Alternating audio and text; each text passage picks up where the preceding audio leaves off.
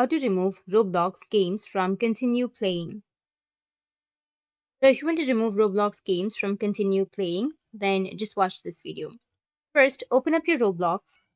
Now, let me tell you that Roblox does not offer a universal way to permanently delete games from the continue playing list. Any methods you have tried likely feel unreliable because of this. So here's the current situation. Roblox is experimenting with remove from continue playing button right now because it's not available to everyone yet. If you don't see this option, then you can just simply click on the three dots on the game where your account does not have the feature. What you can do is replace the old games. The continue playing list only shows your most recently played games.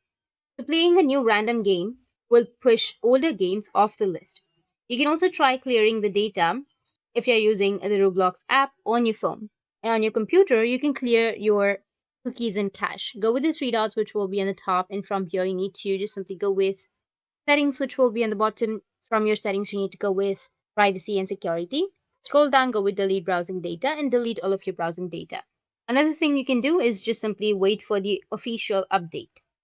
Product is gradually releasing the real remove option. So you can't completely remove a game unless your account has a new button.